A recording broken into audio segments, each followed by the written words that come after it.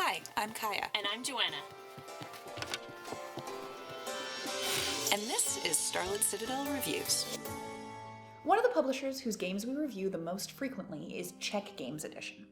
They're the home of one of my favorite designers, Vlada Chvátil, and they've published Space Alert, Bunny Bunny Moose Moose, Tash Kalar, and a number of other great games. They recently released expansions to two of their biggest titles, Tzolk'in and Dungeon Petz, and we're going to be reviewing those today. Tzolk'in, the Mayan Calendar, is an innovative worker placement game from designers Daniele Tascini and Simone Luciani. In it, you play a Mayan tribal leader who's increasing the prestige of his tribe by placing your workers on interconnected gears on the board. This way, you gain resources, you build monuments, you gain technologies, and you feed your people. You can play with up to 4 players, and it takes 1 to 2 hours. The expansion, Tribes and Prophecies, gives you enough pieces to add a 5th player, and also adds a number of new mechanics that will increase the game's replayability and difficulty. And all of these pieces can be used separately or together. It also gives you some extra resource tokens, as well as a few new buildings. The 13 tribes tiles give each player a unique ability that they can use throughout the game. This may affect how and where you place your workers, how you trade resources, build monuments, or feed your people. The tribes tiles are chosen at the same time as the starting wealth tiles, so you draw 2 and you keep 1. The prophecy tiles are set up at the beginning of the game. 3 of them are drawn randomly and placed face up on their board, and the rest are set aside. Now, each prophecy predicts a calamity that's going to take place during 1/4 of the game, with the first one beginning the day after the first food day.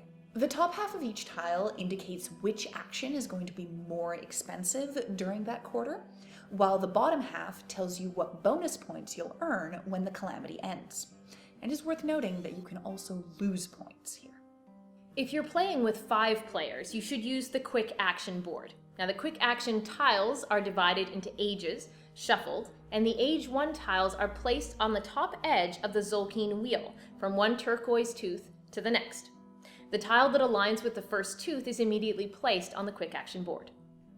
You take a quick action by placing a worker on one of its spaces, and you get that worker back at the end of the turn where you placed them. Now, every time a new quick action lines up with the current tooth of the Tzolk'in wheel, you take that action and you put it on the board to replace the current one. 6 age 2 quick actions are going to be added to the wheel after the first food day.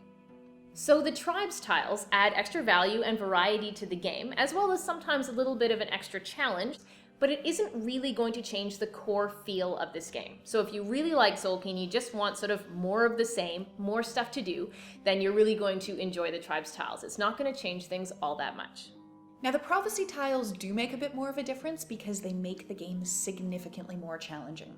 Resource management becomes a lot more important and sometimes a lot more difficult, and that loss of points that can happen at the end of a calamity if you weren't paying attention can be really brutal.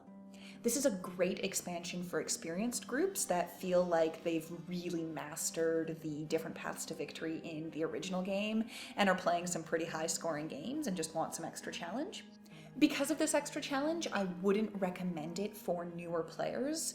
It's a little bit brutal, and it really does steepen the learning curve dramatically, which can be discouraging for folks who are just trying to learn the ropes of the game already.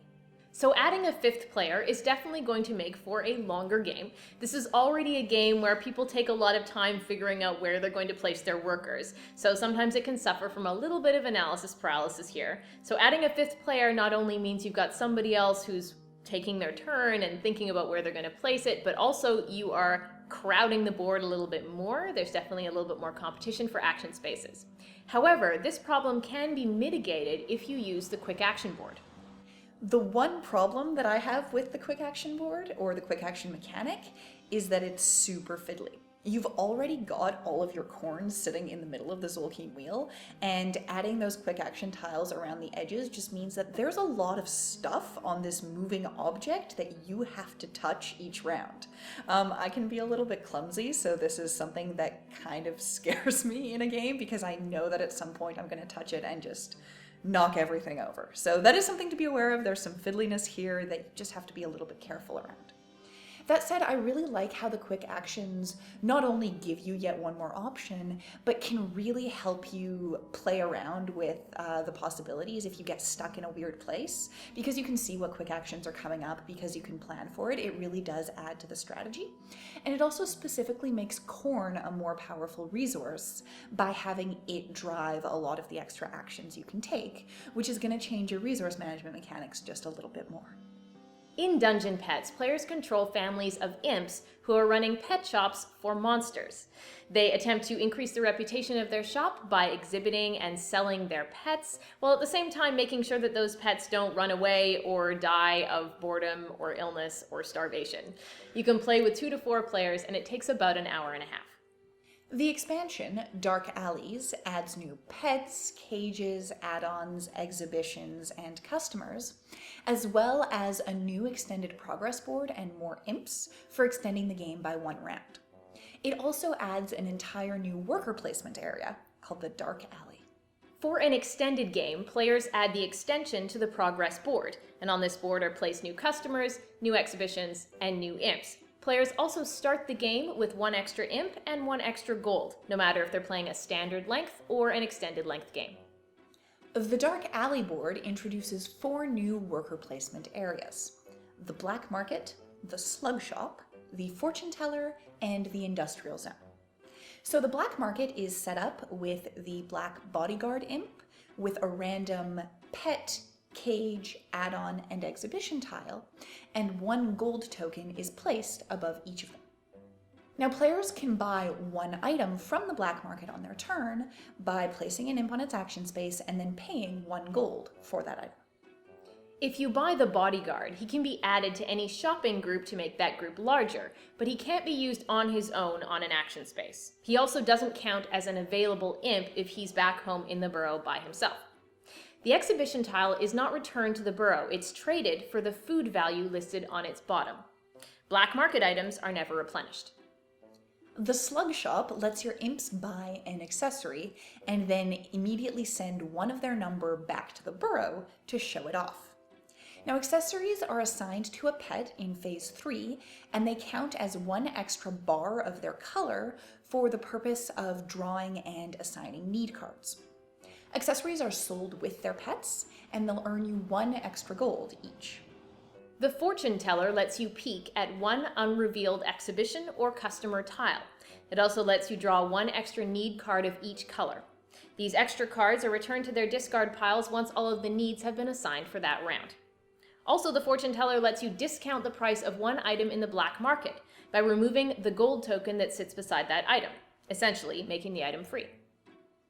Entering the Industrial Zone lets you immediately use 1 of the revealed facilities by paying its cost and then triggering its effect.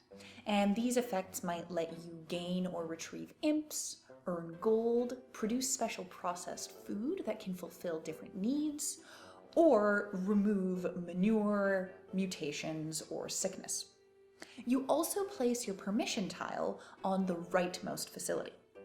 Now, in Phase 5, you can use any 1 facility to the left of or on the same space as your tile, as long as you can pay its cost. New facilities are added in Phase 1 of each round. So the Black Market and the Fortune Teller add variety without changing the game too much. So this is another one of those examples where if you really like Dungeon Petz already, this is just going to add a little more for you to do, which is fantastic. The facilities add a lot of extra options for you, but at a higher cost. So this expansion is definitely going to stress that real need for really careful resource management in Dungeon Petz. It's definitely going to sort of up the ante and up the stakes on that front. Probably the most subtly powerful change that's brought in this game is by the accessories. It's actually really, really powerful to be able to add an extra bar of any color to any pet. You can take a pet that really wouldn't have any chance in an upcoming exhibition or sale and all of a sudden give them a really big power boost. And the ability to bring an imp back with you cannot be underestimated. I also really like the new pets that come with this expansion because they tend to have really interesting interactive abilities. They can fulfill each other's needs, or they're immune to some things while creating more problems for others. There's a real sense of interaction and engagement once they come out on the board, and that adds something completely new to Dungeon Pets that I really enjoy. Overall, to me, the core theme of this expansion is versatility.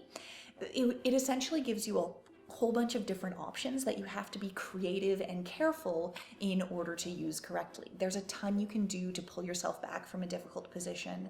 There's a lot you can do to really give yourself a big leg up, but you have to be a little bit clever and a little bit creative in figuring out how you do that.